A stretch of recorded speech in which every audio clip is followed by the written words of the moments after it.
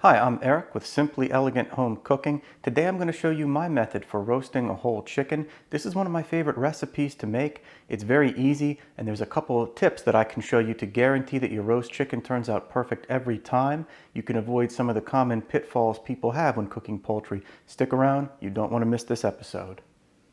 So here's what we'll be using to season the chicken. I have some melted butter in the middle, several cloves of garlic that I've peeled, a lemon cut into quarters, half an onion. I have some fresh thyme and some fresh rosemary. You can use one or the other or both, and some salt and pepper. That's all we'll need to get a great flavor on the roasted chicken. So to start out, here's our chicken. This is a 5 3/4 pound chicken, pretty big. I've had it sitting out at room temperature for a little over an hour. It's very important. You want to make sure it comes up not quite to room temperature, but pretty close.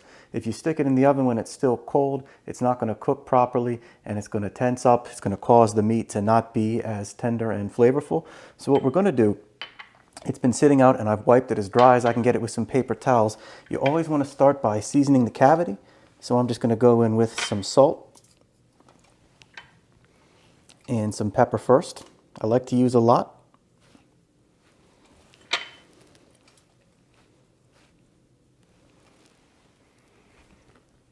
And once you've added your salt and pepper, what you want to do is you want to add everything else a little bit at a time. We may not be able to get everything in there. I have a lot of stuff on the plate, so I like to get a little bit of everything in. And then if there's room, I'll keep adding until you can't fit any more. So going with each of the herbs, a couple cloves of garlic. Start with half that lemon. And the lemon's very important. That's going to keep it nice and moist, give it some flavor. I'm going to go in with some of our onion. And at this point, it's getting pretty full, so I'm going to just jam whatever I can. I'm going to go in with some more of the thyme and the rosemary.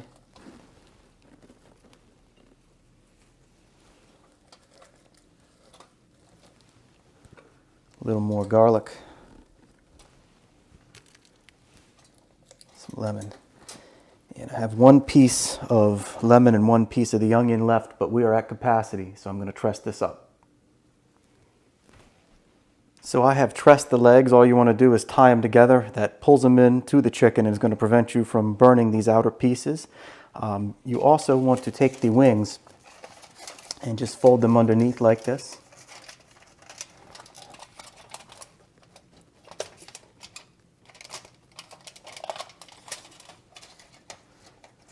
And now we're ready to add some butter. I like to put the melted butter on the outside. That's going to help us get some nice browning on the skin. So what I like to do is I just like to brush the butter on.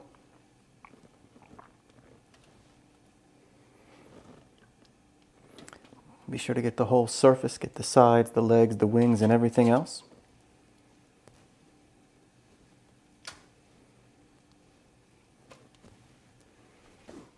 And once we've thoroughly buttered the exterior of the chicken, we can go on with our seasonings. I'm going to go on first with some salt. You just want to drop that from a pretty high height so it coats evenly and doesn't collect.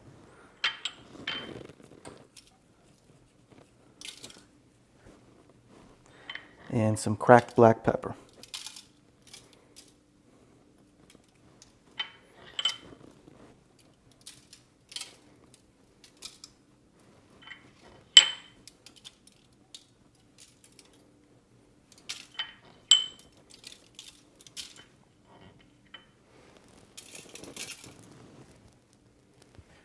So we're now fully done prepping the chicken. I've had my oven preheating to 425 degrees throughout this process. You'll notice that this is on a wire rack. You do want to have the chicken lifted up. You don't want to have it sitting flat on a flat bottom pan, so it's in a rack. And you'll also notice that the neck is in front of the chicken. We removed the giblets from the cavity before we began. I do like to cook the neck. There's a lot of flavor there. A lot of times I'll use it in some stock. I throw away the organs and the liver and anything else that's with the giblets though. So this is ready to go. Let's pop it in the oven. So our chicken is now in the 425 degree oven. We're going to let it go untouched. You don't need to baste it or do anything with it. I usually let it go about an hour and a half, but we can check the temperature when it gets close. And just keep an eye on it. We want to cook it till it's about 165 to 170 degrees internally. And that's how it looks. Just took it out, let it cook for a full 90 minutes, 425 degrees. This looks absolutely perfect. The skin is nice and crispy. I checked the temperature, perfectly done. Now I should note, you do want to adjust the time if you use a smaller bird. This was 5 3/4 pounds, so relatively large chicken. If you're roasting a smaller chicken, you might have to scale the time back. I do prefer to cook on that high temperature of 425 though. So the next step, and this is extremely important, we're going to let this rest for a full 30 minutes before we cut it open.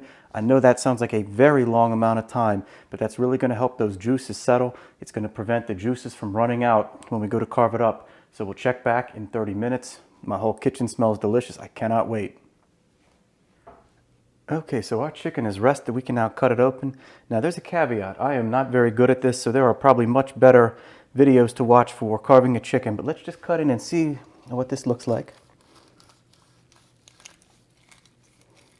Okay, so you can see still extremely moist. That's a big problem a lot of people have when they cook a chicken, is keeping that breast meat moist. Adding the lemon in there really does a nice job. And the skin is still very nice and crispy because we cooked fast on a high temperature. This looks like it turned out absolutely perfect. So you can see I have served up some of the meat. Now I like to add a little bit of additional pepper and salt.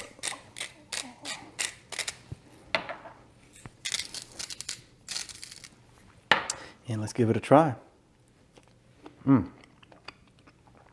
The way we cooked it with that lemon, that kept the chicken very, very moist. The meat is still super juicy.